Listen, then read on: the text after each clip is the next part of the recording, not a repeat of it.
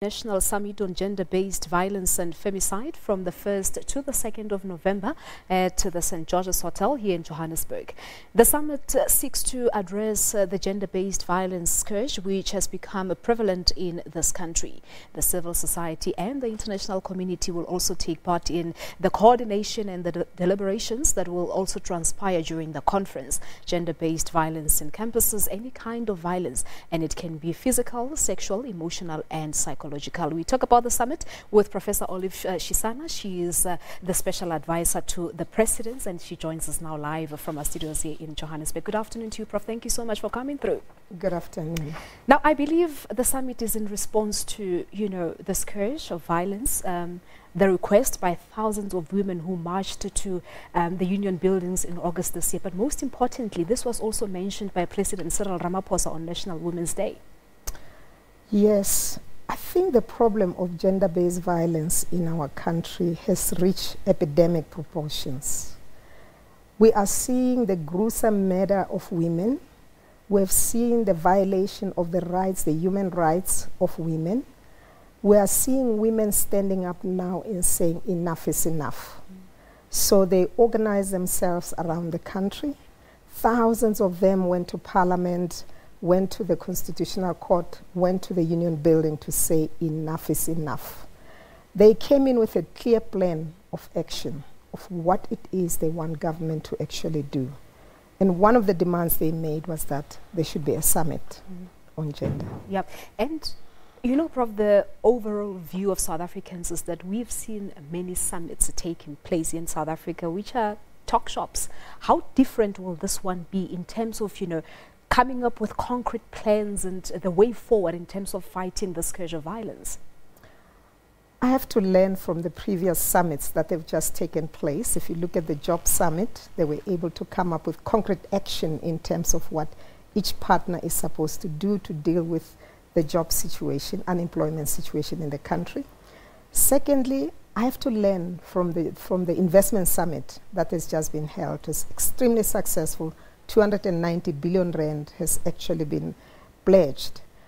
Now, with the Gender Summit, we are hoping that we're going to come up with some recommendations that will arise from a variety of people that will be coming to the summit, and those recommendations will require us to sit down and start teasing them out into which ones are the short-term ones which we should implement now, which ones are the medium-term ones, which ones are the long-term ones, because some of them require Parliament to address, especially in terms of legislation that needs to be changed.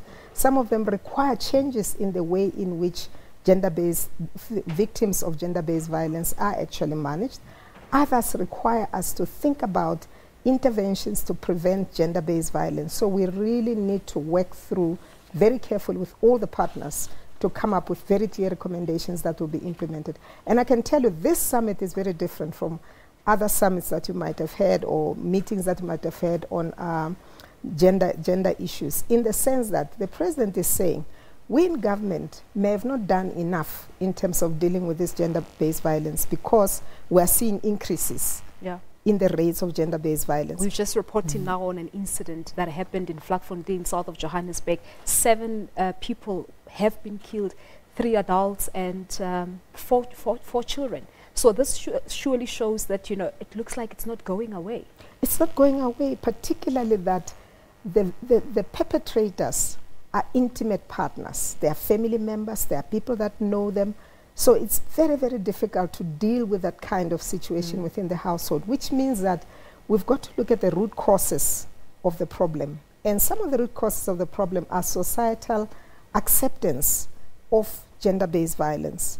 We see that society does not take action to prevent this kind of activities. For example, they will say to the woman, as long as he gives you money, stay there, take care of the children. If you leave, what will happen to the children? So we need to make sure that we raise our children right from the beginning differently. We need to raise them in such a way that the boys respect the girls, so that they actually know that it is their sister, it will be their cousin, it will be their, family member, and they must treat them very well. I wanted to come to say that, Prof, that as government you can only do so much in this matter. As you say, it's a societal problem, and it involves the families. Women stay in abusive relationships and end up being killed. So how are you going to look into that particular issue? As I say, that you can come up with policies and change legislations, but it goes back to individuals themselves to actually walk out of these toxic relationships. Many women are not able to walk out because they are socio-economically deprived. They are not endowed as men. So if they walk out, they ask themselves, where do I go? And that is becoming a problem. Therefore, we are looking at those interventions that actually change, that transform the relationships between the two partners by ensuring that women themselves must be able to get a job, the job that pays them the same amount as the man who does a similar type of work. We need to change that. So until the inequalities are addressed, we still going to find ourselves in the similar situation. We've got to accelerate that.